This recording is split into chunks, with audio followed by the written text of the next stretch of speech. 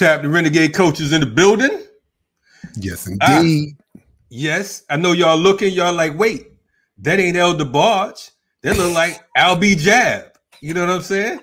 In the building tonight, we got a special guest co-host, the Honorable Dr. Jared Balls in the building, ladies and gentlemen, for the first time. Co-hosting on Renegade Culture is going down like this. It's going down. I can hear the crowds screaming now. Kalonji done upgraded his beige. Oh, upgrade the beige.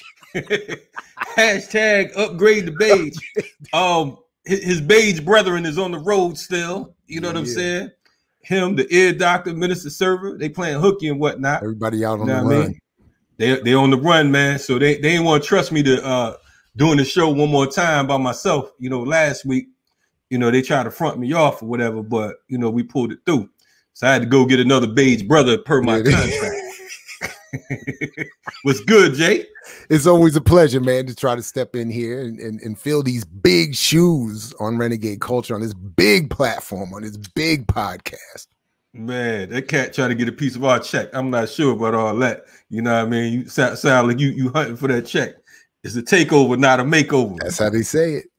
Word, man. But it's been a long, heavy week, man. Yeah, man. It's been a heavy week. It's good to sometimes it's good to end on a little, you know, ribaldry, as they say. Get a little loose, relax a little bit, talk with the fellas, chop it up. But definitely rest in peace to Baba Lukman and love and power, of course, and support as we will continue to show to Jackie and their entire family. And we've already been putting out the GoFundMe link. We'll include that again here tonight. And so definitely, you know, show your support as much as possible and stick around for Black Power Media for updates on you know, services come in and any other information the family wants to let out there. We'll definitely have it right here. But it's been a rough week.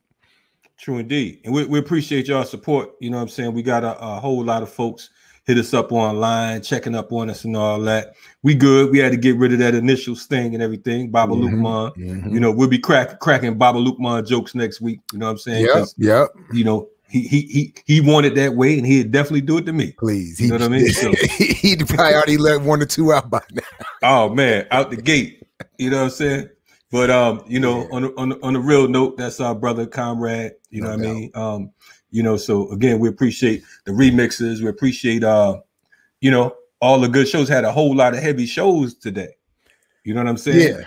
Yeah. I mean, you kicked it off. What you had popping today? So we did. We had Brother Kaba come on, you know, making his regular Friday stopover with BPM, and we no chopped good Kaba. No good Kaba, you know. The no gooders. The no he dragging in all his bad vibes, you know what I'm saying? True indeed.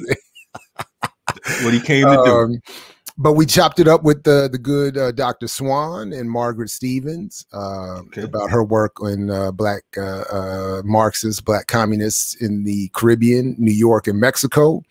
And a very interesting conversation. We're gonna have to, you know, bring her back and do some more, because she was also in the Iraq Veterans Against the War movement, has some interesting comments and critiques about that as well. So we need to talk about that with her again some point.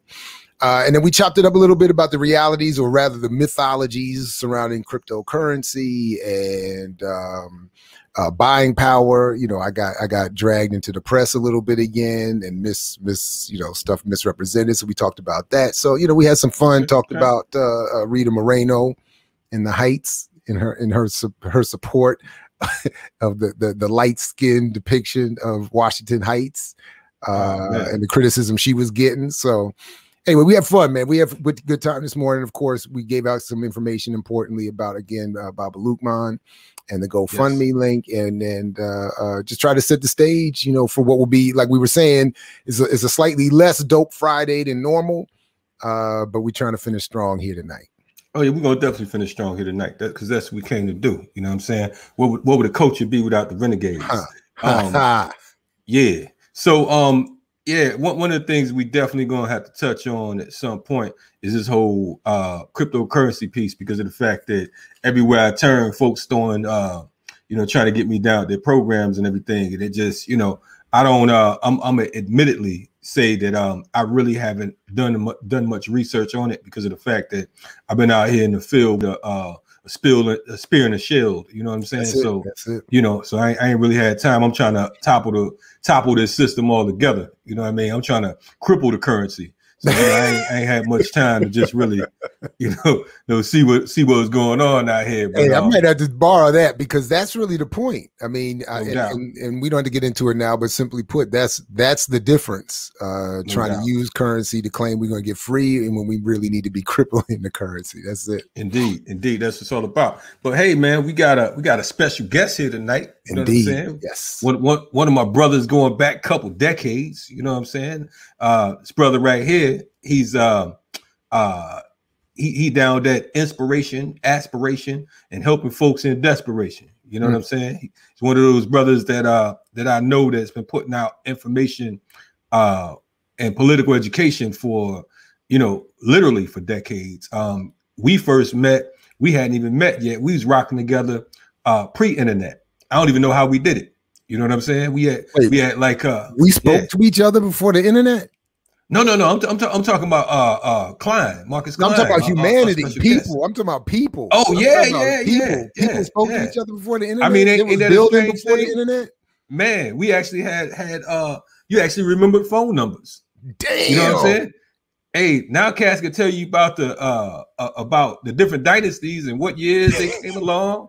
They can tell you how many calories in a vegan milkshake. You know what I'm saying? They can tell you. Hey, the pH value in alkaline water, but they can't tell you a goddamn phone number. That's in strange times, boy. Yo, we like one. Man, tell them I'll give you 5 phone numbers off top. You know what I'm saying? Or you gonna kill they son or some shit. Then hey, Junior, you gotta go, man. I ain't gonna shit. You ain't gonna make it. I love you, but you gotta go.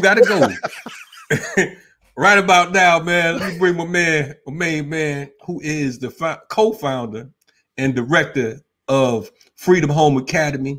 You know what I'm saying? He was the editor-in-chief and chief culprit behind Frontline Magazine back in the day. When you talking about spitting truth to power, I mean, dude was bombing on cats that lived next door to him. He didn't give a fuck, and they knew it. They just like, hey, and then have them buy the magazine to make sure they read it. But anyway, want to bring my man Marcus Kline on deck real quick. Yes. What up? Hey, don't try to hide now. What's happening, brother? What's up? Hey, I have two esteemed co-hosts and hosts of Renegade Culture and BPM, which I haven't, had the pleasure of being a guest on as of yet, but it's cool. I ain't tripping. But look, I want to say this. Since this last minute, I'm actually in the middle of parent-teacher conferences today. I'm at the school. I'm not at the crib. So at the school. Right. So if you see a couple of children run past, okay, cool. Don't be alarmed. Don't be alarmed. You know what I'm saying? Hey, we used to that. Kamau have his whole team on deck. You know what I'm saying? So especially when there's a meeting or something going on, we got to ask him about some money. Right. All kinds of children. Off. But he dip off there, don't he? Quick. Dip off when money come up. Yeah, that's what he's. Oh, I got to go pick up the kids. I got to be right back. New York attorney. Giuliani. You know what I'm saying? Right. Mayor Attorney Giuliani. But look, I wanted to say this, man. Yesterday, it was quite interesting because we had some people come by the school, man. I don't know. It was odd. They outside looking around and they had the clipboards. I'm kind of like, okay, what's going on? So one of my instructors like, "Bob Marcus, I think it's the feds." I said, hold on. We'll know if it's the feds yet. But it was about 6 of them, right? I'm talking about suited up, get out some Lincolns, right? First time it's ever happened. We real clandestine. I don't really put my name in front of the school. It's just kind of laid back. But it's 150 students in here, right? We got another 125 online. So I'm looking around. I said, okay, cool. I'm going to step outside. So I got one of my English instructors, you know, Conrad Rollins, you know, he's hair rap, you know, he a Moor, right? So I'm like, nah, why don't you take that off real quick while we go outside? I just want to see what's up first, right? They ain't even come in, so they out there about 30 minutes, right? So we go and dip outside. You know, he took his hair wrap off. So we're like, yeah, can we help you? So yeah, we looking for Marcus Kline, right? So Emmanuel, he look over at me. He said, it's Marcus Kline, right? Oh, you mean him? Him? He didn't wait. Hey, Marcus, they looking for you, Marcus. I'm heading back to the bill. So he hit you with the Kamau. Oh, yeah, he's right there. I'll be right back, though. But he's right there. I'll be right back. Yeah, call me if y'all need me. I'll be in there with the files. I'll be on the road. I recognize one of them, right? One of them is the manager of the whole complex, the building I pay rent to, right? Mm-hmm. So I say, his name is Kelly. I said, Kelly, what's up? What's up? Oh, Marcus, you know, we ain't mean to alarm you, man, but, you know, I'm talking, well, let me go back real quick. The owner of the facility, he's a Jewish cat, right? Mm-hmm. Now, when I first met him, we're in the midst of finding another location. I just roll up on this one, call the number. He answers, older dude, probably like 90. He answers, he's along with his two younger sons, right? One of them is Kelly, right? So I'm like, yeah, I'm looking at your building. I'm out front. He was like, oh, well, come in. We here now. So I come in, right? So the older dude, he about 90. He's the owner of I'm talking, you know, whatever, right? So he's like, so what you do? I told him what I did, whatever. He said, you got a website? I said, yeah, he punched up on the website. Now the older gentleman, the older Jewish dude, he punches it up on his phone, right? Walks away. Doesn't say nothing to me, just walks away, right? He comes back after I'm discussing with two of his sons what I wanted to do and whatever. He leaves the building. On his way out the building, he says, give him what he want, half price, right? So I'm looking at the two sons like, what do you mean? He was like, what you paying in rent now? Where you at? I said, man, 12 a month. That's kind of high. He said, we give you this for $6,000. Now this is a $13,000 building, right? 13,000 square foot building, right? So half, cool. So we knock it off. I'm on my way out. I say, man, okay, first month security next month. Now, just in case you didn't know, Freedom Home Academy is homeless at this time. Right. We went 2 months without a spot.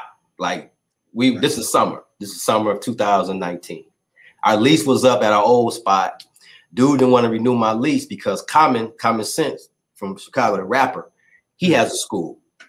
It's called Flying Arts or some shit, bullshit, whatever. So the dude, he moved into our building, pays double rent. So my landlord didn't want to renew my lease because I'm only paying 12.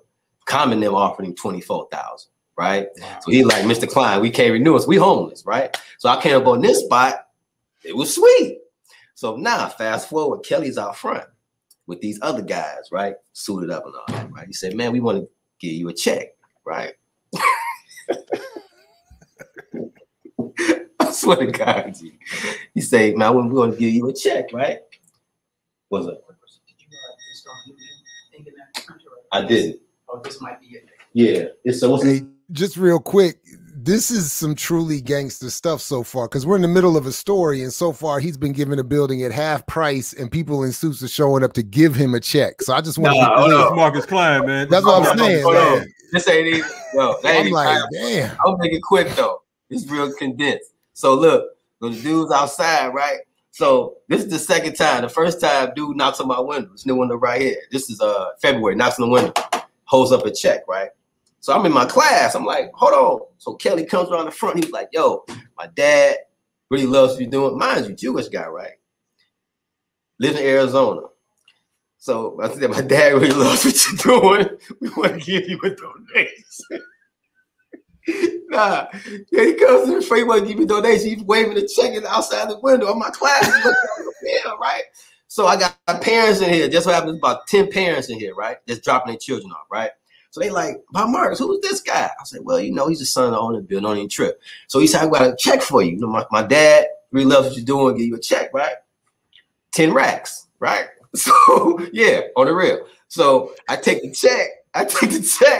So one of the parents is like, But Marcus, what's that? I was like, hold on a minute, man. Hold on a minute. So Kelly, swear to God, true story. So Kelly comes to my classroom. He was like, yeah, you know, my dad just wanted me to do a photo op. I said, oh shit. He was like, he want me to take a picture of the check with the students, right? So I'm like, okay, that's cool. Come on in, take a picture, whatever. So he takes a picture with the check, boom, boom, boom. Leave. Now this is February. Comes back yesterday, right? So I'm thinking, man, he must give me some more bread, right? So he said, he came outside.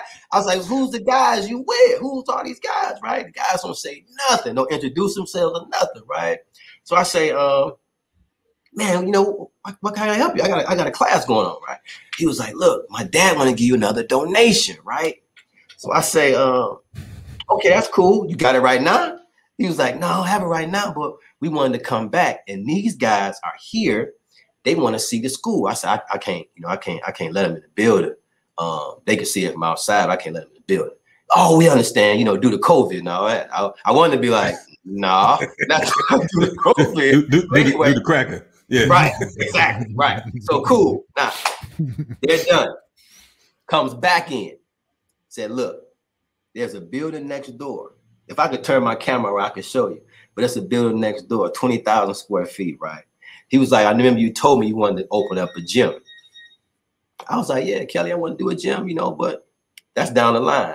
He was like, that person there is moving out in September. We want to give you that building. All right. So I was like, explain give. He was like, hey, you know, the going rate in Illinois is $1.50 a square. We give it to the 50 cents a square, right? So I do my numbers, whatever. He said, okay, that's $3,000 a month. Okay, huge in there, huge, right? He was okay. He was like, the guys out here, these are contractors. I was like, Kelly, these people ain't no contractors with no suits on. They got on suits. They not contractors. He was like, don't worry about all that. We're gonna take care of you. We're gonna take care of you, right? I ain't sleep all last night, so I'm trying to figure out what the play is. Like, you are the first people that I've told this. This happened yesterday. I done went home. I woke up at 5 this morning, came right to school. I ain't told nobody this. So I'm trying to figure out what the play is because these cats got to play. I'm trying to explain it to Emmanuel. You know, he a Morris. He talking about, man, you know, sovereignty. So we could do it. I was like, nah, This is a whole different. This is something totally different right here, G. Man, it's not sovereignty. Hey, it starts there. Sound like slavery, but it begins with an S, but not the same thing. You know, the ill thing about this ends in Y, starts with an S. Right. It's a big difference. Right, but that was it, man. You know what I'm saying? So like right now, I know I'm gonna have to have something ready on Monday because I know on Monday he's gonna be like, look, we want to give you this place. So what you think? So I don't know. Listen, I'm in limbo right now.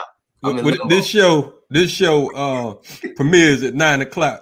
So PM? I'm sure PM tonight. Yeah. So yeah. I know the folks in the chat will have all kinds of suggestions of what you should do. Oh, the real right. What you should do. I'm sure. But yeah, that sounds like some wild stuff, man. That only happens in Chicago. It's crazy. We was talking about the structure of Chicago a few days ago. And I was doing an interview, and one of the things I was trying to tell them, I'm like, look, man, Chicago is like the seat of power. Yeah. You know what I'm saying? Folks don't understand that. They think that it's just Chicago is a city like no other, structured, the whole nine. I mean, when you talk about the fact that you have Rahm Emanuel leave the White House to become mayor of a city, the chief of staff for the United States decides that he wants to be mayor of a city. Right. I mean, where they do that at? Right. You understand what I'm saying? And we don't even talk about, you know, his father and his brother, how they connected to Israel. You know what I'm saying? How, you know, those Israeli connections had a lot to do with Barack Obama's ascension to the White House. Right. You know what I'm saying? So, oh yeah, it's definitely Chicago but you know, Chicago has been the move since the election of JFK, you know what I'm saying? And since the assassination of Malcolm. So if we look at the assassination of Malcolm and the connection, I was telling the parent the other day, Elijah Muhammad's connection with Mayor Daley. You know what I'm saying? It was a fruitful connection. You know, they had a business relationship. As a matter of fact, Chicago gave Elijah Muhammad its own day. It was Elijah Muhammad Day in Chicago for almost 7 years. You know what I'm saying? Wow. So when those calls were made, when Malcolm made the 1963 statement, chickens come on the roofs after the assassination of JFK, like it was no mistake that JFK's father, Joe Kennedy, had a purple gang association with Daley.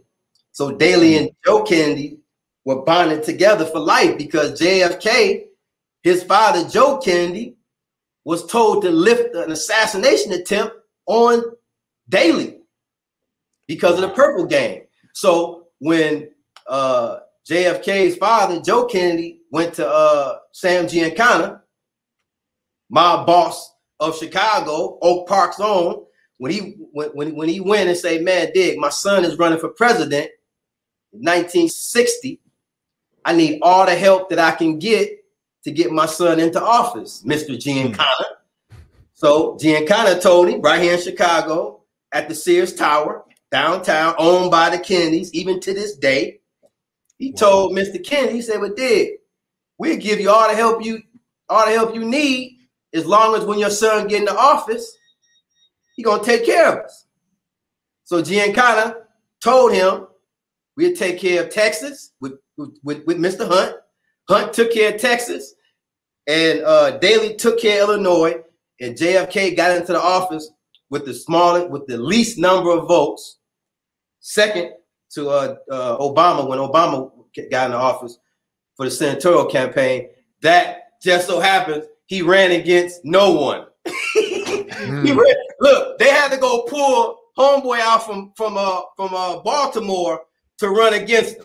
You know what I'm saying? Because all the other candidates had to fall away because the gangster Chicago cat strike again. They gave Mr. Ryan an envelope. Remember the envelope they gave Mr. Ryan? They said, man, if you keep running this race, we're going to release these documents that your wife said that you was watching porn and you was raping a 13-year-old daughter, but the envelope was sealed. By law, they sealed the envelope, but the judge said he was going to open the envelope if Ryan didn't back out the race against Obama. This is if Chicago isn't the most gangster city on the planet, there is none. So when they told Malcolm X after the chickens come on the roofs, and Elijah Muhammad silenced him, Malcolm asked the question, why am I being silenced for the same things that I've been saying for the last 7 years? Because calls were made from Hyde Park to City Hall an hour after that statement Malcolm made. Daley was talking back and forth to Elijah Muhammad, telling him if he doesn't shut Malcolm up, something is going to happen. So there was an immediate. Now, how do we know what calls were made? Well, Freedom of Information Act allowed us to look at the documentation. Even Carl Evans had put it in his book, Judas Factor. Judas Factor, and the other one, Elijah Muhammad, forgot. But it's in there. So Malcolm was silenced due to the connection between Elijah Muhammad and Mayor Daley. No such thing, Marcus. No, that's hyperbole. Well, all you got to do is pull Chicago Sun-Times, Chicago Tribune from 1971 to 1973, and you'll see there was the Elijah Muhammad Day in Chicago. They even tried to give the Nation of Islam the Culture Center, which was a golf course then, right here on 71st and South Shore. But all the Jews, shot it down. But the city was going to give him that golf course, give the Nation of Islam that golf course, because there was a business relationship that they had, that Elijah Muhammad and the Nation of Islam had with the city of Chicago. That's now hold on, Marcus. Let's rewind this real quick. Now, see, first of all, you listen to Renegade Culture, and only on Renegade Culture can you get a cat to come through here that you think is just an educator of children on an elementary level, but he'll hit you with some shit that you weren't even ready for. Now, you saying that Mayor Daley, the same Daley who sanctioned the assassination of Chairman Fred in 1969, gave Elijah Muhammad an Elijah Muhammad Day in Chicago after that? Yes, sir. Yes, sir. Absolutely. Not to mention the fact that the Purple Gang was mob, right? But the mob at that time, even Murder Inc. Murder Inc. was Jewish. All Murder Inc. was Jews. So the Italians didn't have power. So when we look at Detroit, where I'm from, Chicago, those cats running liquor from Chicago to Detroit, up to Canada, who we know that ran liquor in Canada. That's the Bronfmans. The Bronfmans own Seagram's Gin, right? So there's a Seagram's Gin connection here in Chicago. Interscope Records and all that as well. Interscope Records, correct. Not to mention the fact Juice, Tropicana. Exactly. Yeah. Tropicana. Right. So now that's connection too, because Tropicana was down in Cuba, right? Okay. So I was just showing my students The Godfather 2, right? Godfather 1 and 2, you gotta see him. I show my students. We just talking about that a few days ago. That's right. Yeah. And he talks about when he say Viva Castro. When dude throw the bomb and the guy Al Pacino say, "Hey, what's going on here?" So you say, "Man, we got to get out of Havana. Havana, there's a revolution going on." They got rid of all them Italians, and them Italians left. And when they left, they were mad at Fidel Castro. Some cat come telling me last week, Castro was working with the federal government because they was giving him guns. Man. What? People got the wrong information, right? All you gotta do is look at the mushroom that happened after Cuba got its independence in '59. What happened to Batista? Batista was part of the federal government, right? So you know he cleaned out all of them. But what I will say is Castro tricked them too, because Castro was getting guns from them. And that gave birth to the Bay of Pigs as well, because the CIA felt that they were duped. So when the Bay of Pigs came on the set with Kennedy had to make a decision whether to send the CIA back down there or to let them, as Robert Kennedy said, be down there pissing in the wind. So from that the brother told me the other day, he was like, man, it was good that they had a movie on Chairman, right? But if we were to do a movie on George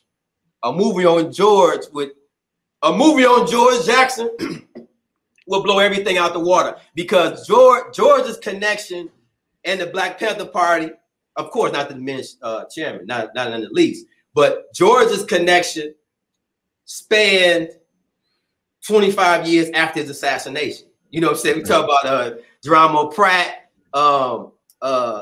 how Huey didn't allow people to take the stand for in defense of Geronimo, which led Geronimo to do 25 years.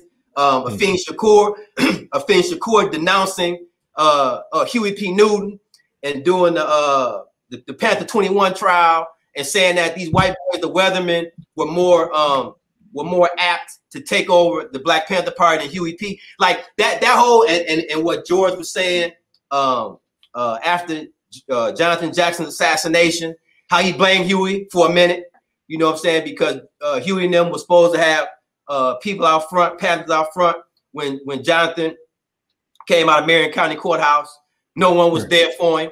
You know, George blamed Huey for a minute. So it was a ripple effect, you know what I'm saying, with the party. It was a split. I know you had DeRuba on. I know DeRuba was New York Panther. So the New York Panther was like, man, Oakland is whack. You know what I'm saying? We ain't dealing with Oakland no more. You know, we're gonna split off. I was talking to the students about the Blood Brotherhood and how cats went underground and started Black Liberation Army. Due to that split, A lot of it was due to George Jackson's assassination, which was due to Jonathan Jackson's assassination. You know what I'm saying? And Attica from there. Yeah. No question. No question. So Angela Davis, Jonathan the Gun. Oh man. So that George movie would be off the chain. You know what I'm saying? Now that's the thing. They technically did make one. Yeah. I mean, there is one. And they tried to water it down. That fake Black August film. Oh, right. Yeah, but that was their attempt to shut that shit down. See, what you talking about, they saw that shit down the pike. Yeah. You know what I mean? So like Jared just said, they made one. Yeah. But they didn't make one. That shit right there, they tried to make George look like he was some insane I don't even remember lunatic. That. I don't even think I saw that. It was with the brother Roger. What's his name? I can't remember his name. I just remember the brother like with the not Roger Guinevere Smith. He played that was the Huey P. Newton. He did the Huey Newton story. He's the light-skinned dude from Spike Lee's movie. Yeah. Oh yeah. I'm talking about this is the dude that was on one of those no, he was in South Central, right? That was a brother from South Central, right? No. The one he was a different world with the brown eye, the light eyes and the locks, and the light skinned dude with the light eyes and locks. But I remember he hit the biggest he got was on one of those like Law and Order offshoots, I think, for a while. Right. It was called Black August. Yeah, it was called Black August, and it was it's not good, is my point, and it's not. And similar to what my point about all these movies, it's not really a movie about George Jackson. Right. And he it's I think Kalonji's on point when you in the right direction. We talking about they were trying to head off the fear in what you're saying, Marcus, about the reality. If we actually saw a George movie, it would be a wrap. It would just be a wrap. You talking about the bro? You talking about bro? Yeah. Hold it up a little bit. Gary Dourdan. That's it. Gary Dourdan. Yeah, that's right. That's right. Yeah. And even him, he fell off after doing that. He did, right? He did. He sure did. Say he was on drugs and everything, right? Mm-hmm. Yeah. He was high on that George Jackson. That's what it was. Yeah, exactly. He must have got high when he made it. He's like blood in my eye for. He probably read that shit for real. It was like blood in my eye for real. Bloodshot eyes. But yeah, I know. But see, the students, man, like when the students come in 3rd, 4th, 5th grade, they instantly attracted to the party, right? Of course. Because parents really don't understand. They're like, "Wow, Marcus, it's kind of young films." No, it's not. Like they've already been exposed to that type of culture anyway. You know what I'm saying? But if we can flip it and we show not just the violence part, but we just saw like the programs, man. Like we did our graduation last week. So our ceremony, we always try to step it up. Try to step it up. So when the parents like, well, what you doing this year? I was like, you gonna see. So the students did they presented a business. So our business law class had to create a business, and not just a business, they had to identify what they were going to do with their money. They had to choose 5 of the programs started by the party, right? So they had to choose a program, figure out how much it was going to cost to start that program, take it out of their business, money that they made from their business, and start the actual program, right? So, parents was tripping, like, oh, wow, but what about the violence though? Like what about the guns? You focused on that. Like everybody in the party wasn't shooting, you know what I'm saying? Cats had roles when they were in the party, you know what I'm saying? It's not just all about like, we killing up cops, the BLA was. Just like the military. BLA on the real, right? Just like the military. You got cats that ain't even in the field in the military, in the Army, Navy, whatever. But I just find it interesting, but Frantz Fanon talks about it a lot too. He talks about how, we get so bombarded with violence in our community, we tend to shun it. Like we want to get rid of it so much, we don't even want to start picking it up, you know what I'm saying? Because we've been traumatized by the axe for so long. Now we don't want to. So now I'm telling you, like, man, we need to start teaching children how to shoot guns. Oh, no. There's too much violence already. But the violence is on you, though. So we have to, learn how to defend ourselves against it, even with knowledge of it. But now, a lot of parents are like, no, we don't want to do that. Because a lot of our parents, I don't consider them conscious. Right. They come from the block, right here, And I don't really the students that come in here, I would say maybe 75 to 80% of them have no knowledge of who Garvey was, you know, and I like that. You know, I like them coming in because the conscious parents are the parents I try to stay away from. On the real. And when I say that, you know, cats be like, man, that ain't cool. No, it's real cool. You know, the conscious parents know everything. But Mark, I see in your curriculum, you want to do this. Maybe you should. Why didn't you do that before you got here? Right. Why didn't you do it when you were homeschooling your son? Right. You know, I can attest to that because I've been, you know, first of all, I visited Marcus one time when he started the school in the basement, right before he actually started it in the basement, when he said he was going to be starting the school. And, you know, I've been knowing him, organizing with dude for shit. It's been a couple decades now. So when he first hit me with it, what was that, 08, Marcus? 08, yeah. Yeah. He's like, yeah, I'm going to start the school. He's showing me the shit. I'm like, man, Marcus tripping. Tell me he about to start a school. You know what I'm saying? I'm like, dude, you not waiting for Frontline magazine talking about you gonna be teaching the kids in this basement. See, you really had to understand and know what Frontline magazine was to understand like this thought process.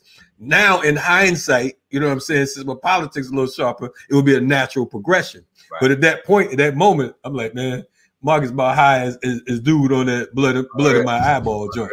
Yeah. So, but you know, but fast forwarding it, I came up and spoke at his school, and to see the parents, you know, I was really stunned that we see all these youth that are getting down, the 3-year-olds reading and doing all types of algebra and all types of shit. And I'm just looking, and the parents was just like he said, they from the block.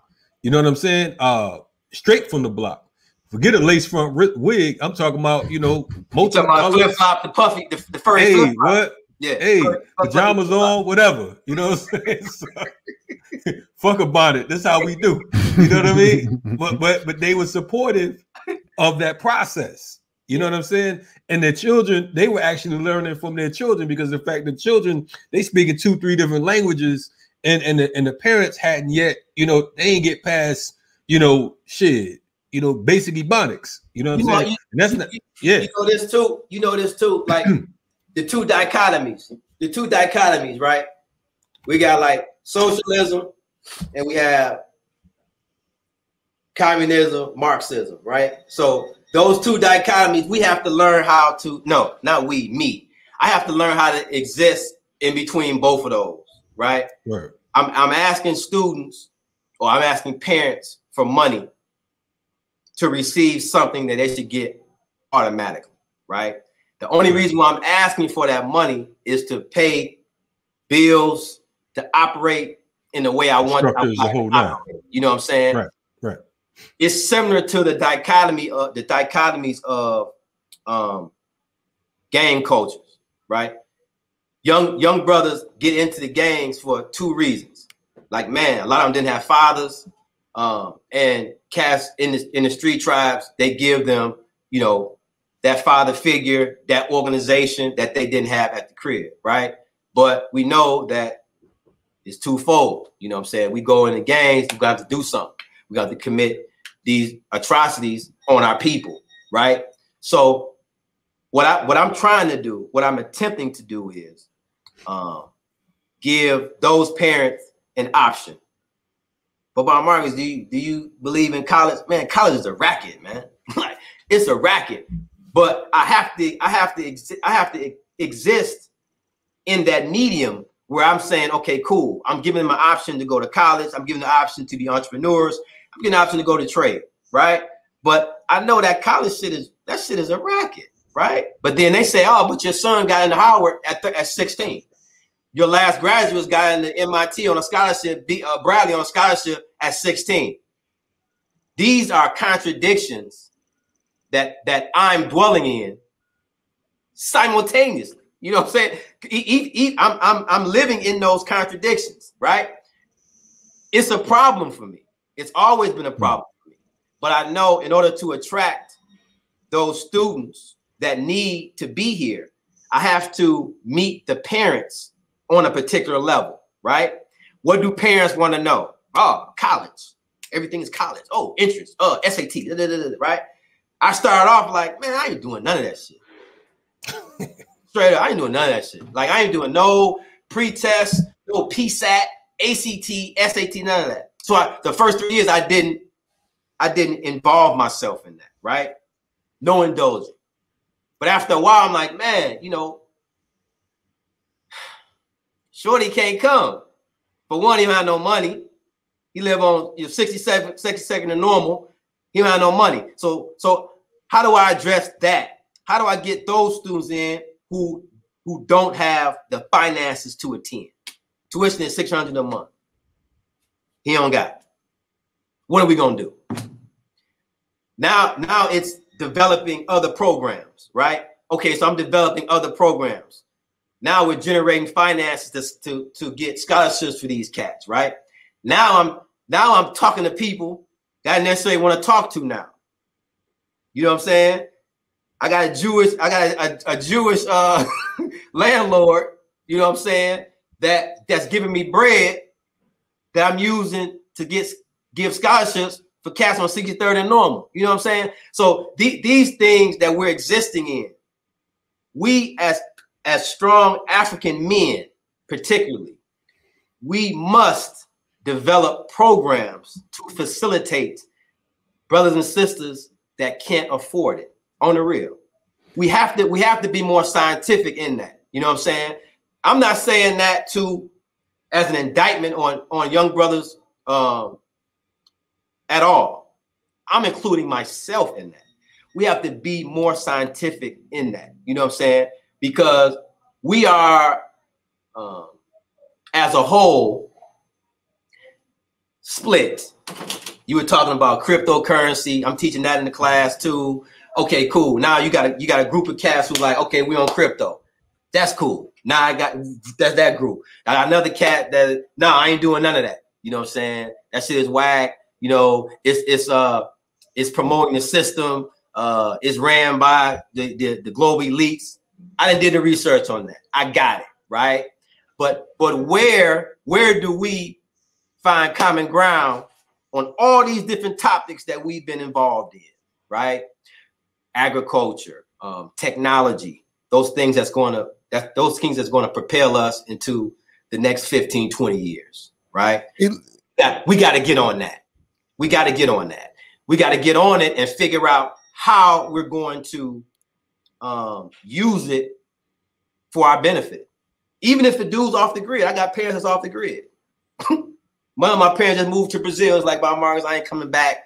But how you gonna get the class? Well, I'm gonna get a computer and do it online. Come on, man. So we gotta be scientific, bro. We gotta be scientific because it's a lot of us losing out. So when we look at the programs, Kalonji, you mentioned it earlier. Now that you're more politically astute, you can look at something differently now, right? Holistically. Like let's look at the programs now in 2021, and they were created in 67, 68, and 69, right? They're still viable. Right. That's why Huey called them survival programs, right? We use them until we can topple this motherfucker. You know what I'm saying? Can we just real quick, because for some of us who aren't as aware, you know, we hear a lot about and it's sometimes easy to make fun of you know, some of the more popular examples we might hear about a cat saying they're going to start schools and, you know, and all this other kind of stuff. First, if you would give us a quick overview of what your school actually is. Tell us a little bit about the school, and then you're doing it already, but aside from the jokes, which again are easy to go into for a lot of us, when someone says they're going to start a school that is supposed to be focused on Black children, what is it that you can tell them that they should expect to have to experience or come up against? You've done some of that already, but yeah. Great question. Initially, we'll move from a homeschool model to a brick and mortar model, right? So even with both, the first thing to expect is legal paperwork. Straight up. You have to have done the research in your state to find out what is necessary to develop a business certification for the school. You need business certification. If you're in Illinois, I have to go to the city of Chicago to get a license to operate, period. So if you want to move from that homeschool model to a school, you have to get a business license, right? So for those who don't want to get a business license, that's fine. You're subject to Mr. Kline. Do you have a license to operate your school here? I say I don't. There's a process that's going to go through to start trouble for you, right? You can fight it like I did the first 5 years. You can fight it. It's a hassle. Run it like a business, no hassle, no worries about knock on the doors where you teaching and you got to keep back and forth. Run it like a business. So first thing to expect, business license for your school. We are tuition based. We're African centered. We do not hire European instructors. Everybody here is Black. There's 3 schools in the state of Illinois that claim to be African centered schools. They are not. You cannot have an African centered school with white instructors, period. You're a school and you can be teaching very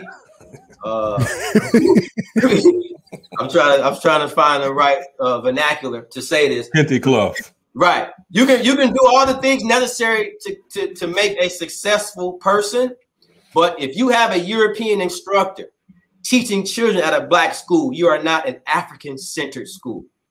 You can be a very good school, but you're not African centered. Independent. We don't receive anything from the government.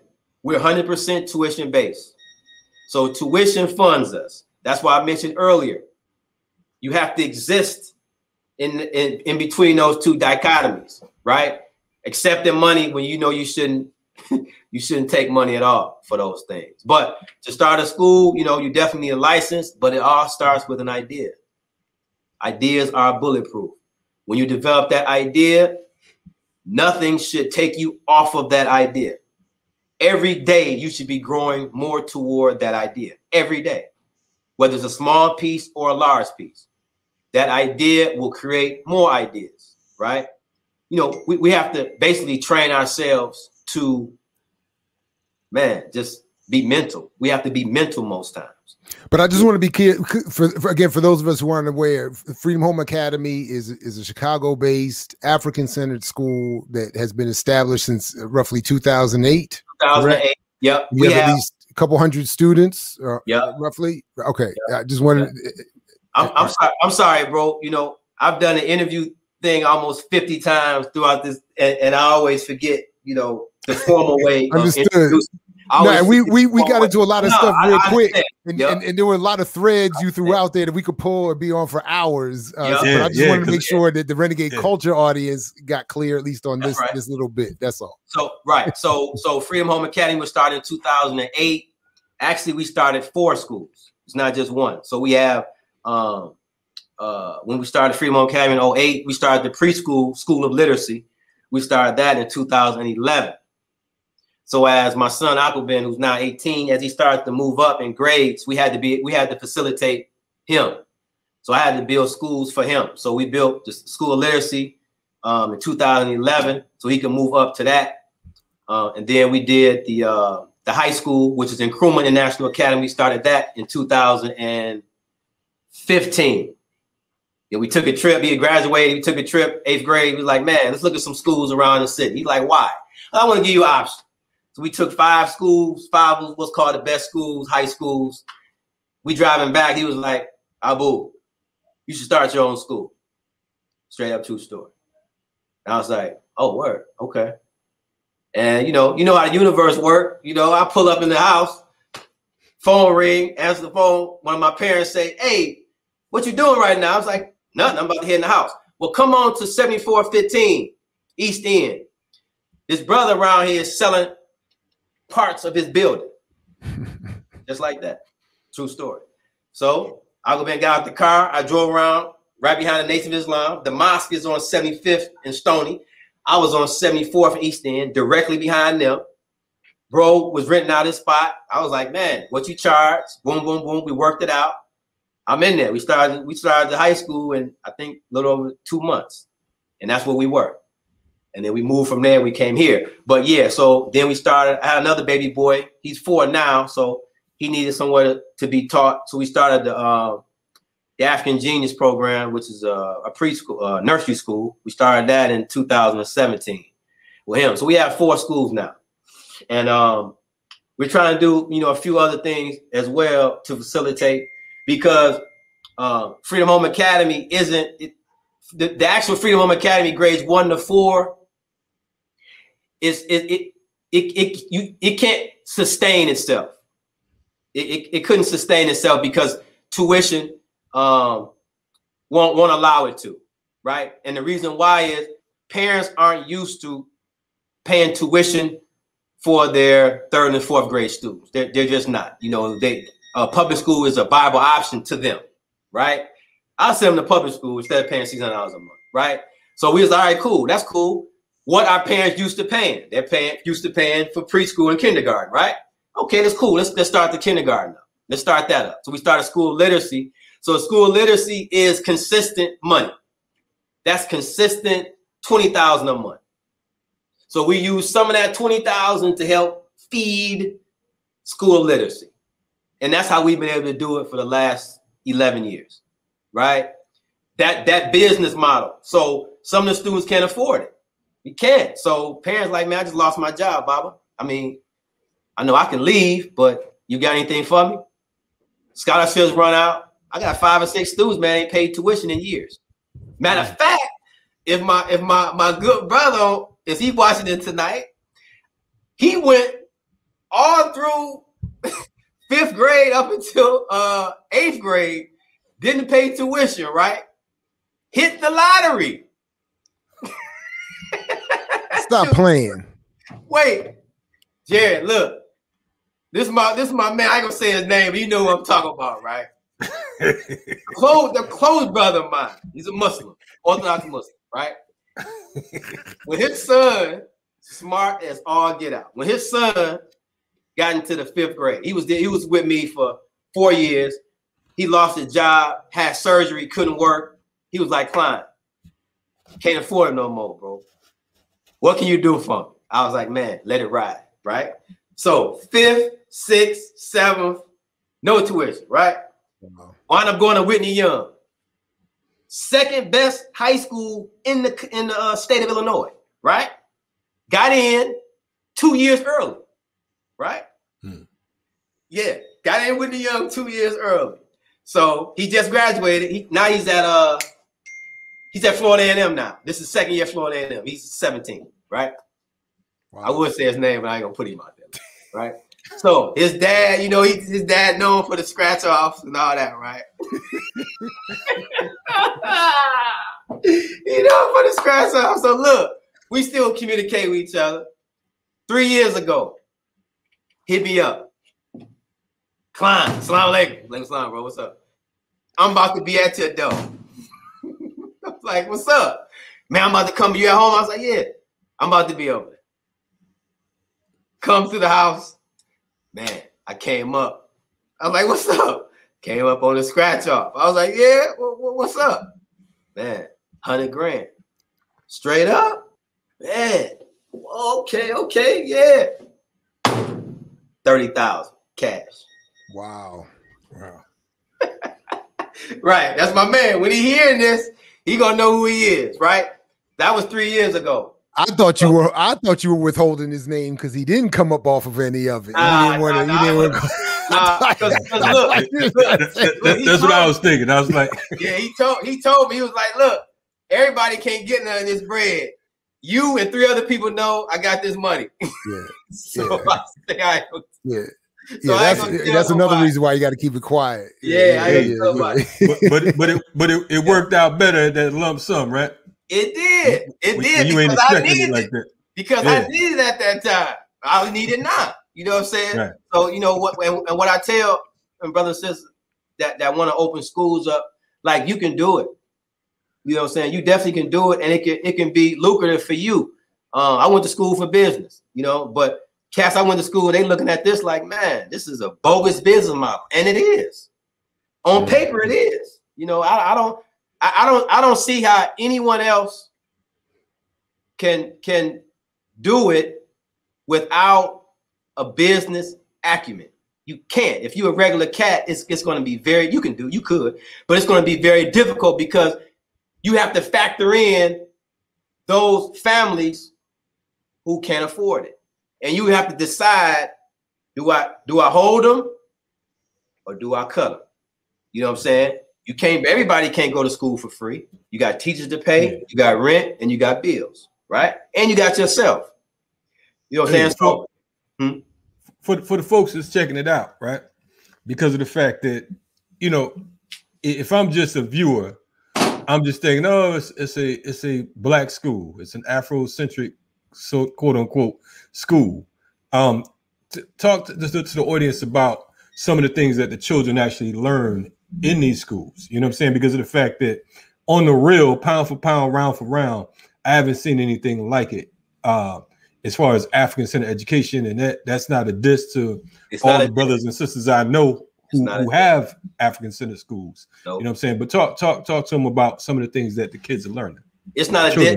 I'm glad you prefaced with that because it's not a diss at all. But we definitely separate ourselves from everyone else. We do. We have a pre-med program where we have a doctor who comes in and teaches first graders how to dissect anatomy and physiology. So we have a pre-med program, we have a pre-law program, we have a judge, retired circuit court judge, Illinois, that teaches the pre-law program, which is debate, SAT writing starting in the 3rd grade, right? We have an engineering program where they learn physics and how to build early, right? And then we have an entrepreneur program, I told you about that earlier. Business law, we brought in stocks. Got a brother that teaches students how to buy and trade stocks. We have, of course, traditional math, science. But other thing that sets us apart from other schools is we don't build the classrooms around age specific. What we do is 1st and 2nd graders are together, 3rd and 4th, 5th and 6th, and so on, right? So those students are assessed in order to get in and meet our requirements for that particular grade. So say for instance, you have a 6-year-old son. Well, Marcus, I homeschool my 6-year-old. He's ready, right? There's an assessment that we have which is aligned with national norms, right? I give him that assessment. He does well. He also has an assessment he has to take to get into my 1st grade class, right? Which is with second graders as well. Now, if he does well with that, I can put him in my group. But there's a lot of students, I would say 99% of the students that come in to me, they're not ready. That's supposedly 2nd grade, they're not ready for my 1st grade class. This is my 1st grade physics class we'll be doing. My 5th grade physics class we're doing right now. Right? I mean, honestly, that could be nothing, and I wouldn't know what you got. On the real. And let me say this too, Jared. I don't know what I'm looking at. I'm with you. We're pretty fair. Yeah. Let me say this too. I didn't understand first day. I didn't understand it either, right? So Aquaman, my oldest son, he tells me a few months ago, I posted on Facebook, we had a cold conversation. He was like, the best way for you to learn something is to teach it. Right? So when I figured out, and this is for parents who want to start schools, you leaving? Okay. I see you. See you Monday. And shout out to Aquaman because I knew Aquaman before he was born. You know what I'm saying? Now seeing him at Howard and just the growth. He's dope. I mean, it's like incredible. He a cold bad dude. He a cold dude. Like a lot of his characters is mothers though.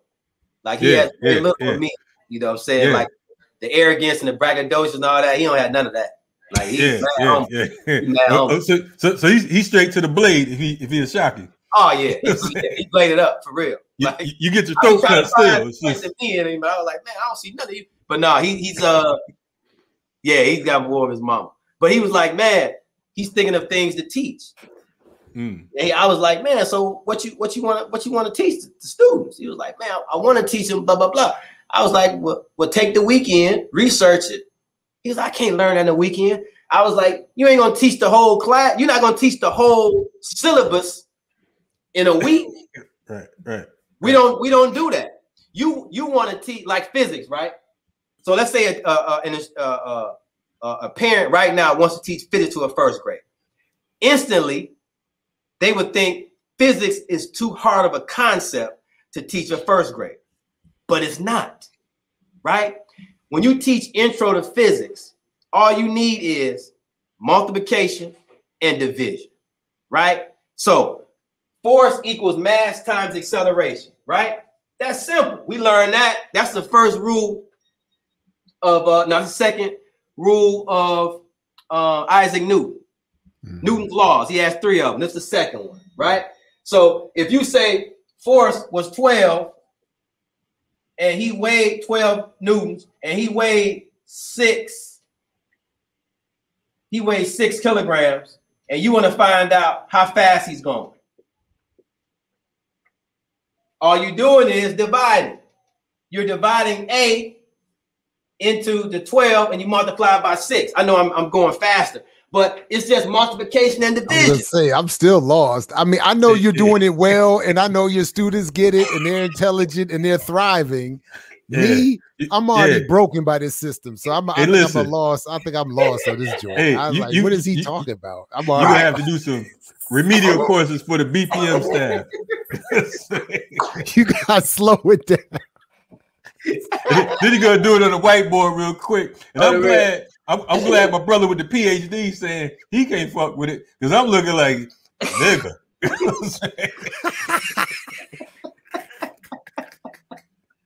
I ain't even going front.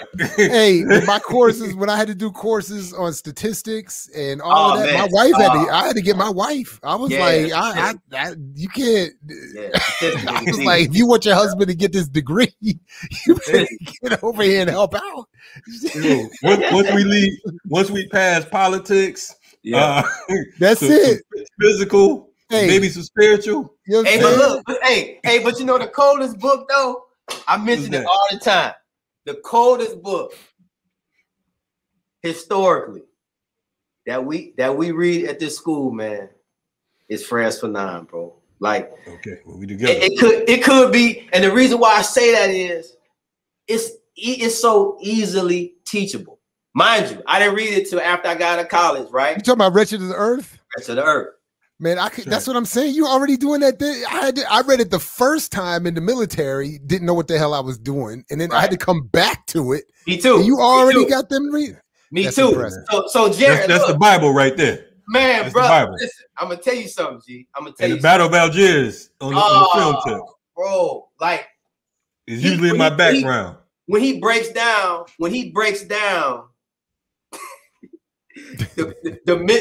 the psychology of violence, right? Mm-hmm. That's right. It's interpreted the same way on the block, right? Concerning violence. Yes. Everything that he speaks of in that book is relatable to a 13-year-old shorty from Inglewood in Chicago. That's right. It's just more of an elaborate way of speaking. Like he's a good writer. Like I think he's equally he's equally as good as a writer as he is a psychiatrist. You know what I'm saying? How he's able to use certain words at a certain particular time to add color and different nuances to his pieces. But man, we break it down like chapter for every semester. G, like that chapter on violence, man, is crucial to that understanding of like why we kill ourselves. Mixed in with Bobby Wright. Like those 3 books, Bobby Wright, the racial personality. Oh, bro, like that right there. Hey, and that's the smallest. Let me tell you something. If you haven't studied the psychopathic racial personalities by Bobby Wright, which is only about what 20-something pages. 20-something pages, right? On the radio. Yo, listen, you don't talk about shit. Nah. Not people understand it. If you just using it like to jack off words and sound cool. You know, to the female you're trying to talk to, you can do that. But have you ever checked out the audio, just him speaking? Nah. Oh, no. Oh, I did. He's talking about he's talking about how to use homosexuality from a political standpoint. Right. But he also did when you talk about what was the name of the joint, man? Menticide. Yeah. Just the whole situation around Menticide. I mean, Bobby Wright was a cold dude, man. You know what I'm saying? Think he was right from Chicago. Yeah, I think he was assassinated. Yeah, I agree with you on that. Yeah, I think they killed him. Yeah, I think straight out of Chi-Town. Yeah, straight out of Chicago. Yeah, they got a Bobby Wright Center. They got a Bobby Wright Center around the west side too. Oh, where? Yeah, West North Avenue. Yeah. But Frantz Fanon, you know, like you said, man, it's like when you talk about revolution, you know what I'm saying? I mean, just the whole concept of scorched earth, you understand? And just like, I mean, to me, I always looked at the Battle of Algiers as the quote unquote visual version of Wretched of the Earth. Yeah. You know what I'm saying? And it's crazy. A tidbit for the folks out there, when folks talk about somebody's ratchet, they're really saying it's a country way of saying wretched. Mm-hmm. You know what I'm saying? A lot of folks think ratchet is something like ratchet, like the tool. Ratchet is what they say. Ratchet. Yeah, that's not. Yeah, right, you're right. Right. Yeah, that's right. Yeah, that's right. That's right. But that's definitely. I recommend that folks not only read. Can I stop you for? I want to highlight that because I think that's an important point. That it's like what has happened to the word like hotep. Right. You know, the ratchetization of the wretched. We are the wretched. That's right. And they've made us wretched, and we're supposed to respond as wretched is supposed to respond. That's right. So it gets twisted into this joke that we're just ratchet. Right. Anyway, my that's bad. Heavy though. That's heavy. Yeah, that's heavy. Because I didn't even look at it. I didn't even look at it from that point. I don't think I did either. That's why I wanted Kalonji to stop there for a second, so we could work that out real quick. It's all good, man. I can't teach physics, but I know a little something about revolution. Hey, AT, I got this student, right? His name is Micah, man. Dude, he off the chain. He 12, right? Like, dude been here like maybe 8 years. He off the chain. So yesterday we had school. So Wednesday, we going over this, right? The board is still up when we went over it, right? So Micah say, "Bob Mars, you made a mistake." Now, this is the first time I went over this part with them up here.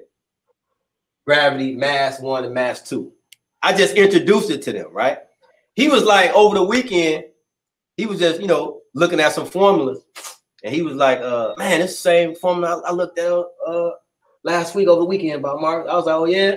Now, on the intro, I don't know it all yet. On the intro, what I do is I give them the formulas, I give them the meanings, what the letters represent, and then I got some time. I got about a week or two to dive in it, right? Now, I'm hoping they don't ask me like intricate questions because I ain't ready for intricate questions yet. This is just the intro, right? Right. We discussing gravity, everything falls to the ground at the same rate, 9.8 meters per second, blah, blah, blah, right? Here he go. Marius, I looked at this formula already and you wrote it wrong. I know him, right? And I know he right. But I'm trying to play it off. It's like 12 students in the class. They like, oh, it's Micah again. But I'm like, my back is to him, right? I'm like, oh, God. I hope this cat ain't gonna ask me what this formula means, right? Because I ain't ready. So here you go, sure enough. Bob Marcus, explain the formula for me. So here I go. This is me right here. Here I go. Everything falls to the ground at the same rate of speed, right? 1 meter is this, 2 meters is that, right? I try to blow him off, give him some old information, right? He like, nah, you did that already. Explain to me the difference between, on the real, true story, G. He said, explain to me the difference between the big G and the little G, right? I was like, big gangster, little gangster, right? Nobody laughed. It was like, look, he got you on the ropes. Nobody laughed. I said big G. I said big gangster, little gangster. Nobody laughed, right? They was like, Bob Marcus on the ropes. Anytime he tell a joke like that, he on the ropes, right? Yeah, so I was like, ease it up. Right? Roping. rope. He got me on the rope already, right? Class over at 11:50. I look at my watch, right? I'm like, damn, I got 20 minutes left. I'm in trouble. That's a long 20 too. I know exactly that feeling. Hard, like my lesson plan ended at 11:30. The class is over at 11:55. Oh my god!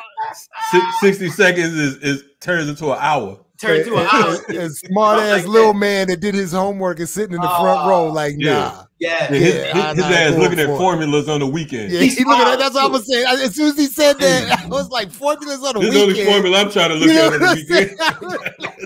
Right. What are you doing? So I say, man, how do I stretch out this 20 minutes? Now all the other class, they looking at me like, okay, come on, we ready. Come on. And Micah, he's sitting back in his seat like laughing. What you got on my 20 minutes, homie? Got about 20 minutes. We waiting. What's up? So I say, all right, cool. Here we go. Big G, little G. I say, write this formula down. Now, while they writing it down, I'm doing this. They writing it down, right? So I'm like, write the formula down. So I'm standing up, G. It's a printer in front of me. So they can't see me. So I'm like, and I got students online too. So I'm like this, boo, boo, boo, boo, boo, boo, boo. So cool, I got it, right? I looked up gravitational attraction and gravity, the difference, right? So I got it, right? So while they write, I'm saying, y'all done? They're like, yeah, we done. Okay, cool. Gravitational attraction is the difference between centripetal force. So say you spin the thing and it's attracting to the center. That's centripetal, right? So I'm going over that, right? So I got some time. So they're like, oh, right. So if a car is driving around a track, what causes the car to bend when it turns? I say, right, gravitation. Any other questions? So now I'm like, I'm getting down. It's 5-10 minutes, right? I just saw questions, right? So everybody forgot about Micah's question. So now class about to be over. I'm like, all right, cool. Everybody understand it? Now I'm hoping this knucklehead little dude don't say nothing crazy. Marcus, you didn't answer my question. He didn't. So class over, right? So they leaving out the room. He's sitting in his seat. He's sitting right in front of me, right? He was like, Bob Marcus, can you please tell me the difference between gravitational? I'm like, man, I hate you, man. I hate you, man. You're not going nowhere until you tell me the difference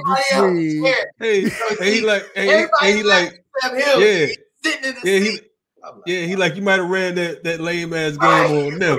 Nice try. But like my grandmother say, you gotta wake up early in the morning to fool me. Nice try.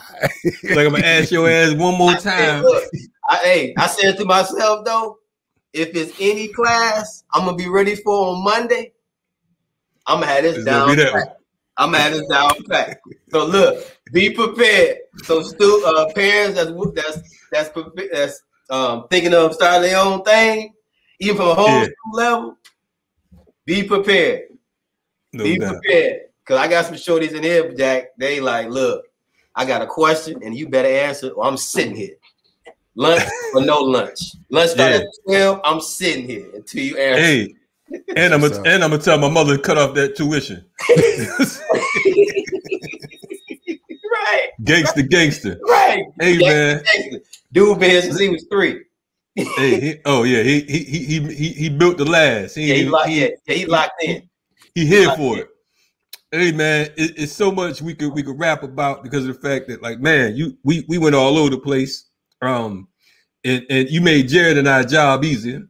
You showed the world that we failed physics. That's number one. You know what I'm saying? With pride. I ain't even embarrassed to say it. I ain't not even a little bit. Hey, Jared got a PhD. What do you care about physics for right now? He don't give a damn what you talking about. PhD. We cleared it wasn't in physics. We know that much. Right. Although I'm paid like I failed physics, so maybe I do need to revisit that joint. That's the only problem. But yeah, I know damn well. You should have on BPM with me. I know it's bad. Yo, so man, I mean, we gotta definitely have you back on, man, because it's like I mean, just the whole gang culture of Chicago going back to Capone and all of them. You know what I'm saying? The police departments. One of the things that's going on too out there right now with the cartels murdering folks in Chicago, blaming it on black violence and all that whole myth. There's so many different angles we can go at, man. You know what I'm saying? Is there anything you want to touch on before we jump off though, man? Because of the fact that this time kind of flew. But no, man. Look, I think you know, as far as podcasts go, you know, y'all some knowledgeable cats. You know, I like listening to cats that have, you know, knowledge and that can be pragmatic. You know what I'm saying? A lot of knowledge that's being thrown around, we can get lost in it. You know what I'm saying? We need people. I know Marimba she said we don't need any more leaders. And I agree with that to an extent. We just need brothers and sisters who are apt in dissecting information. You know what I'm saying? The dissecting of it and making it pragmatic. You know what I'm saying? We read a lot of books though, but how are we going to articulate what we read and make them pragmatic for the benefit of us, and particularly the shorties? Like, we need it bad. Like, we need brothers and sisters on the block in the communities to combat some of those violent outbursts that are orchestrated by the city of Chicago. Like, we need to get them off the block, get them educated politically, politically educate them brothers and sisters and get them back out there. You know what I'm saying?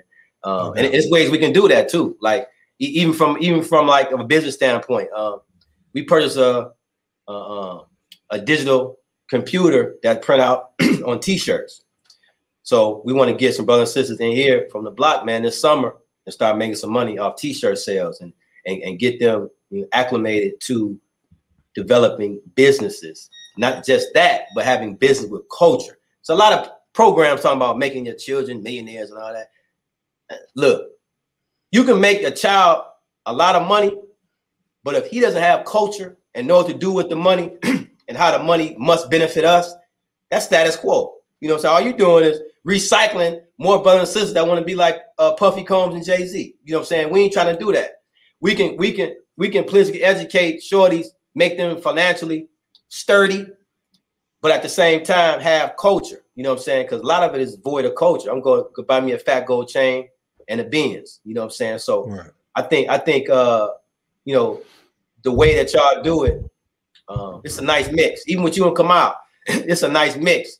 But I like Jared because politically he knows the information. Like, he can go back. Like you can go back politically. You know what I'm saying? I like that. That part of it is meaty for me. Right. The back and forth, that's dope. That attracts brothers, to the station. The back and forth, the joking. But you know what? That's what's crazy enough. The back and forth soliloquies and all that, man. That's the '90s thing, man. Like, we used to do that at lectures. You know what I'm saying? People now, they really don't see that.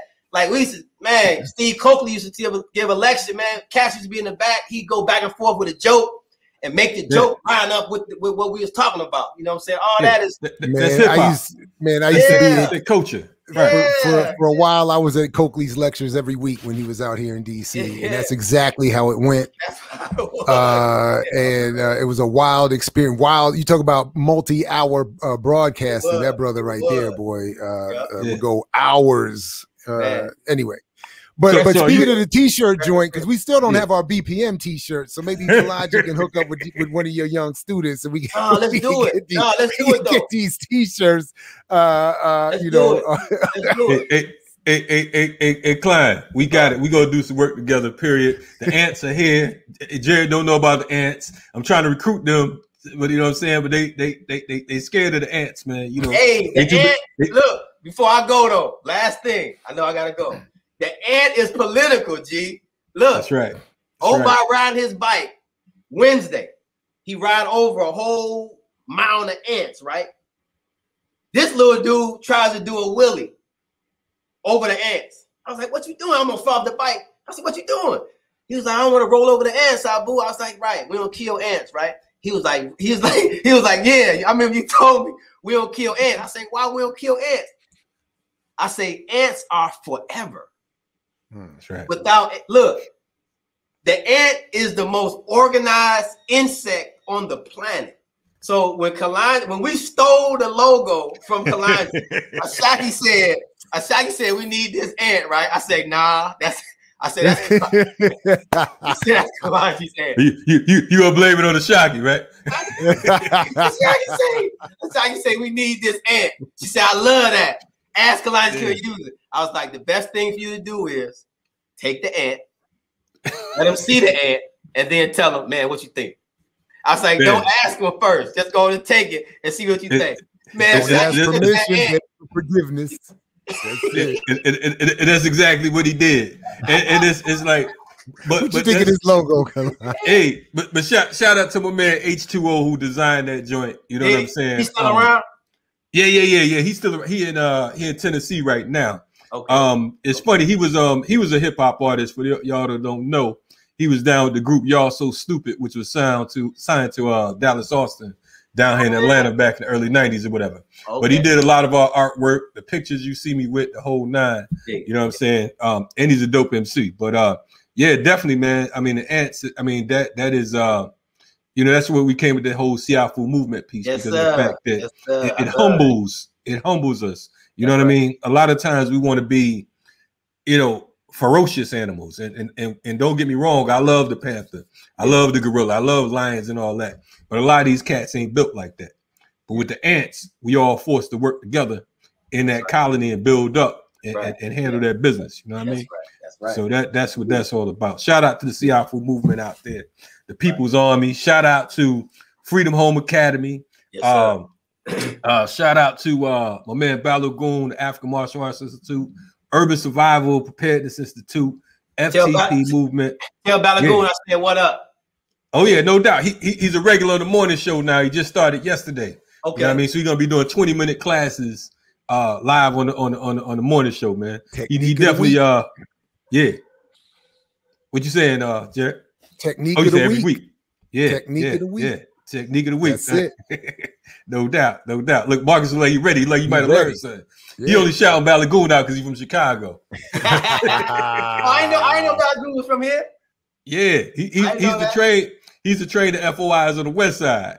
Did he? Yeah, yeah. I know that. Okay. He ain't down with him no more, but you know what I'm saying? Okay. It's like he Balagoon. So, but definitely, man, always honored to have you on here, comrade. I appreciate we need an educational component to the channel, man. We need you to come up with something, man. You know what I mean? Whenever you need me, I'm here. Physics classes for BPM. I'm with it. I'm with it. Pragmatic physics class. Hey, we definitely got to hear the Chicago politics history too. We got to get into that another time too. No doubt. That too, for sure. We definitely got to do that. Good books. I would say everybody get Double Cross by Sam Giancana. Double Cross. It mentions the Malcolm piece. Like, oh wow, okay. Like that Malcolm piece. So right from his mouth. Yeah. Double Cross Sam Giancana. Yeah. And for folks who are unfamiliar with Sam Giancana, you know what I'm saying, give us a quick run real quick, because in fact we got a lot of young folks that's on this joint, and their politics go beyond local mob and all that, which is important. Like you just said real quick. Earlier, you mentioned that folks need to see Godfather 1 and 2. We was just talking about how much of a revolutionary movie Godfather 1 and 2 is. You know what I'm saying? The Godfather series, folks don't understand. If you call yourself a revolutionary or a freedom fighter, and that's not in your archive and your arsenal, then you slipping. And even part 3, I would add, just for the politics of the Vatican, not for the quality of the film, but for the politics of the Vatican. They get into some shit in that joint. You're right. Yeah, you're right on that. But Jared, let's take Godfather 3, right? Mm-hmm. Oh, bro. Look. I think 2002, Steve comes to Chicago. Comes, stays at my crib. We right in Hyde Park, 54th and Harper, right? Gives me the tape. Throw this in. It's Godfather 3, right? When Andy Garcia tells Al Pacino who's in control now, and he says P2. That's a real Masonic lodge in Italy, right? Oh, how about that? The lodge. Now, there's another book everybody can get. It's called In God's Name, right? It's written by Sam. Let's look up In God's Name, right? He talks about the assassination of Pope John Paul II, right? It was made on the 33rd day of his office. He was in office 33 days. He was assassinated, right? That assassination was in Godfather 3, the movie. Oh, wow. Right, because the John Paul II was the only pope to denounce Freemasonry, right? Andy Garcia, when he was riding on a horse, and he shot dude. I forgot the name of the two dudes that he shot while on the horse. He was masked up. Shot the dude. They was propaganda dude. The Godfather was trying to bring drugs in through the Vatican. He had to hook up with the P2 Lodge in Masonry because the P2 Lodge controlled the Vatican, and they do in real life, right? So the dude who made the director and the director and the writer of the book Godfather, Mario Puzo. Mario Puzo was connected to the mob in real life in Italy, because when dude did the movie, what's my man name that directed it? Coppola. Francis Ford Coppola. Did the movie, it was part in his book. He talks about his parts of the movie that he couldn't show. But then when he did Godfather 2, Godfather 2 was so cold, he had to change Hyman Roth's name from Meyer Lansky. That was Meyer Lansky's role. Okay. Right? So when dude was supposed to bring drugs in through Meyer Lansky, who was Hyman Roth. Hyman Roth was head of Mob Inc. When he died, Bugsy Siegel took over Mob Inc. Another Jew, and Mo Dalitz, all of them were Jews that took over Mob Inc. And they wound up starting in Las Vegas because Cuba didn't work no more. Cuba couldn't work because the revolution was 1960. So now let's go to Malcolm X. Just real quick, because my understanding that timeline's a little different. And I know, man, my bad. I don't want to go to, but go ahead. Because I thought Meyer Lansky was because Murder Inc. was Meyer Lansky. The Italian Scarface. What was his name? They called him Scarface too. Not yeah, I know you're talking about. I don't know. Lucky Luciano. Luciano and Bugsy Siegel. I thought they were the three that started Murder Inc. And then when Siegel went out to Las Vegas, Lansky and Luciano got upset because he was messing up their business. Because Lansky was agreed to the killing. Yeah. He agreed to the hit on Siegel. So so that's what I'm saying. Like anyway, I just wanted to. That was it. That was it. That was it. But you're right. Oh, my bad. But go ahead. Yeah, my bad. Because the dude, because when he gets shot in the eye in Godfather 1, that's real. That's how the dude got killed in real life. Right. In the barber shop, shot through the eye. Anyway, my bad. Yep. No, wait. No. My bad. I got that wrong. I think I got that wrong. When they shot Mo in the eye, Mo in the Godfather, Mo Green is supposed to be Bugsy Siegel in real life.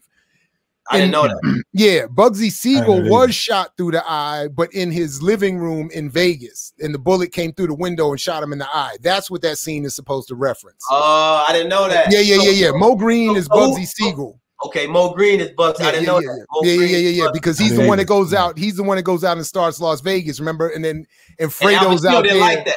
Al Pacino didn't want that. Right, but remember, he tells Pacino, "I started this joint." He tries to tell Pacino, "I started this joint," and Pacino's like, "All right, whatever." That was a sweet, hey, but you know that was a cold part. That was a cold part because remember his brother. So he's slapping his brother around. Oh, they was tight, but he told his brother, he was like, he told Al Pacino, he said, "Man, I ain't never meet dude before." Remember? He said, "We never met before," and then they sit in the club. And Al Pacino he snitched on himself. He like, "Man, you remember when we did this last week and we had these woo?" And Al Pacino was looking like, "Man, okay." So now Kalonji, that's why we talked before. You gotta be able to control your drink, man. That's why he couldn't control his drink. That was a cold part, yo. That was a cold part. I'm cool with the drink. That's what you know what I'm saying. No, I'm saying we got it at this point. My man hadn't learned yet. and snitched on himself and got. Oh yeah. No, yeah. that was and crazy. That got him killed too. That got him right, killed. right. Yeah. And he had told Mo Green when he said, "Yo, you slapping my brother around?" Yeah. And dude tells him, "Oh no, it's not like that. It wasn't like that. Right. He was like that. We'll get down like that. Don't ever go against the family again. Yeah. That's right. That's right. I think it's the folks at BPM we might have to tell that. Anyway, hey, but you know what too? What would be good to get into is the Black Hand. The Black Hand started. It was a precursor to the mob, and guess what? Them cats were Sicilian. So Europeans, blue bloods, they don't look at Italians and Sicilians as white. That's right. You know what I'm saying? So they, when we look at Spain, I mean, even when I'm teaching about Moorish history of Spain, the year 711, and how that correlated with the starting up of these 7-Eleven stores and all that. Those Africans who were Moors conquered Spain, Sicily, and Italy. We ran all Italy too. Those were like, as they call them, swarthy. Those were Africans with a mix. They weren't as dark as me and you, but blue blood whites didn't consider them white. They consider them like dark skinned That's right. people. So they had to create what's called a Black Hand. That was a mob where they was fighting against the Irish. They came over here. What's the movie? What's the name did? I know you were talking about. I know exactly what you're talking about. I know the movie because was it Pacino? No, it's not Pacino. Robert De Niro. Not De Niro either. De Niro it's the one. It's got Christian Slater's the star of the movie, but it's got it's DiCaprio's in. No. I know what you're talking. It's Christopher Walken is the Italian boss. And he got he beat up the dude, and he's beating up the father of Christian Slater's girlfriend in the movie. And he's a famous actor too. Hopper, Dustin Hopper. He beats up Dustin Hopper, and Hopper goes through that scene where he knows he's going to get killed. He starts telling. He says, "I know why." He says, "I know your history, you Italian, you mobster motherfuckers. I know your history." And he says, "You were the niggers of Italy." And that's why. I'm talking about that movie. What movie? Oh, you're not talking about that movie? Oh, my bad. I'm talking about Gangs in New York. I'm talking about Gangs in New York. Christopher Walken. That's what I was thinking about. My bad. It's also Christopher Walken. He in that one too. My bad. Oh, you talking about King? I'm thinking King of New York. My bad. I'm tripping. Oh, King of New York. Right. He's in King of New York also. I was thinking. Okay, my bad. I was sure that was the scene you were talking about. Okay. Yeah. That was a cold flick too. Yeah. What's his name got killed in that? Lawrence Fishburne. Yep. Fishburne was the guy. King of New York. Laughing. And then shot him. Wesley Snipes is in that movie too. Wesley Snipes in it too. Wesley Snipes got killed in it too. Yeah, on the real. They had that famous. Somebody sampled it when they did that famous. If a nickel bag gets sold in a park, I want to cut. That's right. Yeah, I want in. Matter of fact, Jay-Z, I think Jay-Z did that. Yeah. Anyway, my bad, man. I took us down another. That's cool though. Cinematic rabbit hole, man. I learned a couple of things off that. That Mo Green piece. Yeah. Nah, man. This is crazy. We already, our show is usually an hour. We passed an hour and a half right now. My bad. It's all good because really, if I ain't had nothing to do, we'll keep going because I wouldn't even tell y'all what time it was. Yeah, me too. But, really. Me too. I'm in a little bit of So should I keep Jared and diss the other cats, or what we gonna do? I like Kamau. You remember I told you, we'll let him had beef, but he forgot. Oh yeah. No, it's all good. I don't mind coming in off the bench every once in a while, but we got to get. Hear that one. My bad. Say it again. No. Me and Kamau had beef, but he forgot. We had beef like in '95. I told him I was on the show. I told him, he was like, "Yeah, I don't remember that." Yeah. That's the thing. Hey, Kamau be trying to run through the industry looking for beef, but forget who he was beefing with. Hey, you heard Kline say, "I ain't forget. That was '95. He said 20 years ago." I got to remember those. Yeah. I don't hold on to them no more. It causes stress. So I kind of no doubt. Kamau would be like, "Oh, come on, B. You can't hold on to grudges, B." All right, I get up with y'all, man. Hey, thanks for having me, man. Anytime. Thanks for having me. I'm gonna tune in. So give me why don't you send a link to me for BPM? No doubt, we'll do.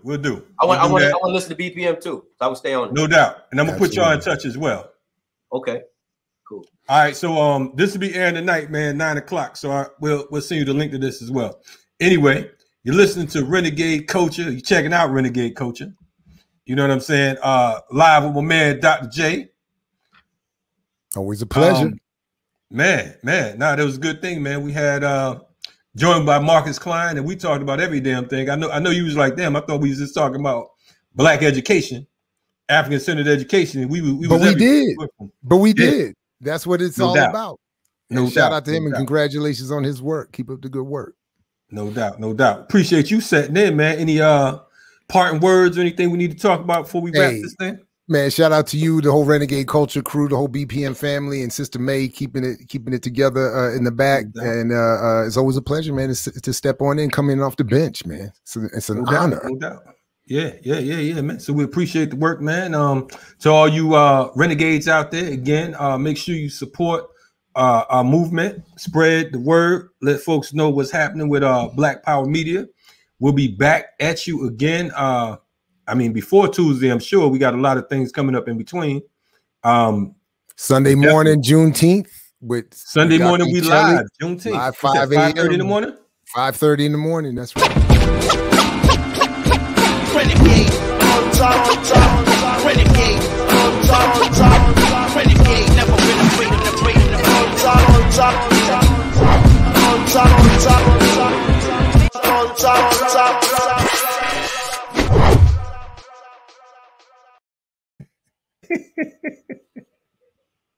Yo, anyway, our producer was like, look, our producer like, look, we got to go. I hear what y'all talking about. You know what I'm saying? But check the channel. This is what it do. No doubt. Y'all check out the channel, Black Power Media. You know what it is. We're going to be right back at you. I was about to say the wrong show. This is Renegade Culture. We'll catch y'all next week. Black Power.